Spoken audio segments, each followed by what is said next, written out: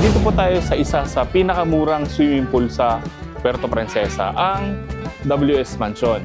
So for today's video, ituturo ko sa inyo kung paano makarating dito, magkano yung kanilang entrance fee, magkano yung mga cottages, magkano yung kanilang venue for events, meron sila dun sa baba, meron din dun sa taas, tapos magkano rin yung kanilang accommodation. Coming up. Paglagpas niyo po ng tulay, kilometer 9 na po yon. Makikita niyo yung gasolinahan ng Phoenix tsaka ng Royal. Sa unahan konti, dyan sa may barangay hall, yung papasok ng Camellia. So dyan po kayo liliko. Etong barangay hall, liliko na po kayo sa kaliwa. Ayan. Medyo maliit na yung kalsada kaya hindi gaanong napapansin. Dito kayo kakaliwa. Ayan, dire-diretso lang po ito. Madadaanan natin yung Camellia. So ito yung isang Camellia, yung hindi pa na-develop. Sa unahan konti, rough road. So itong nasa kanan, yan po yung main entrance ng Camellia. Lampas pa dito, yung papunta ng ng WS Mansion. Doon sa kanto may mga nagto-terminal ng tricycle. So kung wala kayong service, pwede kayong mag-abang doon. Tapos kausapin nyo lang yung mga tricycle driver. Pwede kayong humingi ng number para kung lalabas na kayo dyan sa area, sa resort, may masakyan pa rin kayo palabas ng highway. Lampas pa po dito sa puno ng akasya, tsaka yung kawayan, pati ng puno ng mangga. Pagdating nyo po dito sa nagsangang kalsada, yan, meron kasing kalsada diretso, tapos meron ditong pakaliwa. Kakaliwa po tayo. Meron naman siyang signage. Tuturo niya dito pakaliwa. So pasok lang kayo. Pagdating dito, meron ulit nagsangang kalsada.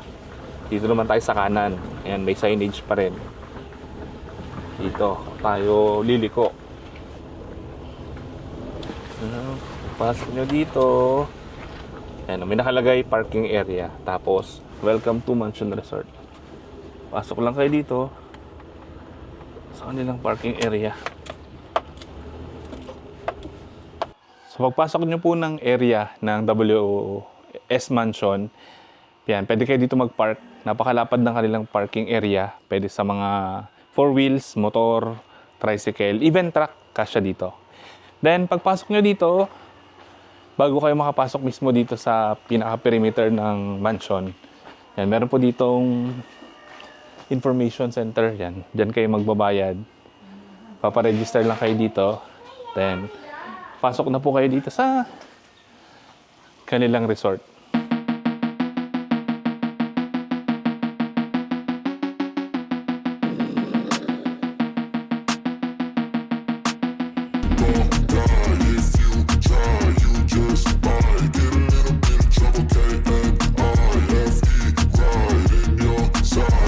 So may konting changes lang po sila.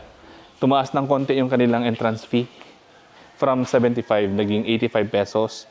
Yung sa bata, from 60, naging 70 pesos. Nagtaas lang sila ng 10 pesos para i-improve yung kanilang facility. So, mas maganda yung kanilang area ngayon, malinis, maraming mga naidagdag. Tapos, sulit pa rin kasi ito pa rin yung isa sa pinakamurang pool dito sa Puerto Princesa. Ang isa pa na maganda dito, wala po silang corkage fee. Kahit may dala kayong mga pagkain, may dala kayong mga inumin, wala pong bayad. Libre po yung pagdadala ng pagkain. Hindi tulad sa iba na may additional charge pa. So dito talaga ma-enjoy nyo yung inyong pool experience kasi maliban sa affordable, wala na kayong babayaran dun sa pagkain. Tapos yung cottage, di naman ganun kamahalan. Tapos kompleto sa facilities, may CR. Ang ganda ng lugar, tahimik. Kung may mga celebration kayo tulad ng binyag, birthday, o kahit anong klaseng celebration, meron po silang pavilion. Etong place na to, ayan, pwede nyo po i-rent ng 4,500. Good for 10 a.m. to 9 p.m. Ayan, may mga tables and chairs na. Good for 50 packs. Tapos mag-entrance lang. Yung 10, free na. So libre na po yung 10, wala na silang babayaran na entrance. Yung 40 lang yung mag-entrance. Ito po yung kanilang pavilion. Yan. Kasya yung 50 to 70 persons. Tapos meron din silang for rent na videoke. 1,000 pesos. Whole day nyo na siyang magagamit. Tapos ang maganda dito sa lugar nila, may piso wifi. Kung gusto nyo mag-work or gusto nyo mag-contact, may piso wifi dito. Tapos yung mga tables and cottages naman nila. Itong umbrella, 250. Tapos itong ganitong klase, ito, tig 350. Yan. Then itong medium, tig 450. Ganyan siya kalaki. May table sa gitna, may upuan sa magkabilaan. Tapos yung large naman, yun, nandun sa dulo. 600. Yan. Yun talaga malaki. Dalawa lang yung kanilang large. Yung ganito naman, ito, yung mga medium. Yan, nandyan yan sa gilid. Tapos, meron silang small, ito. May 3 doon, tsaka isa dito.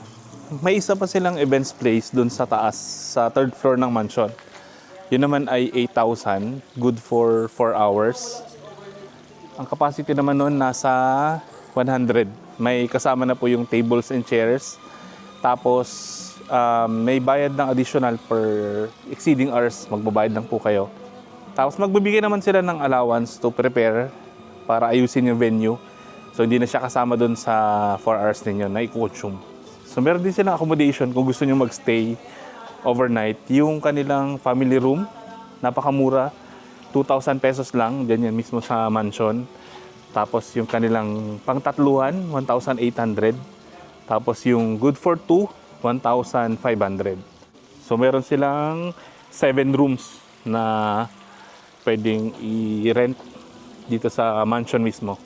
Then ito yung kanilang pool. Ito yung pangbata. Meron silang kiddie pool. Mababaw lang yan. Tapos ito naman yung kanilang mas malalim. Pang adult. Nasa 3 feet. Itong section na to. Yan, dito mababaw lang. Pwede pa sa mga bata. Then dito naman sa unahan ay 5 feet na. So medyo malalim itong area na to. Yung pool nila kulay blue yung yung tiles, kaya medyo parang dark yung kulay. Tapos maganda siya paggabi kasi may mga bagong install dito na ilaw. Mamaya kukunan natin pagka medyo madilim na at binuksan na nila yung kanilang ilaw. Yun naman yung kanilang lifeguard house. May CR din po doon. Tapos dito yung 3 umbrella na cottage, yan yung medium. Yan yung tig 350.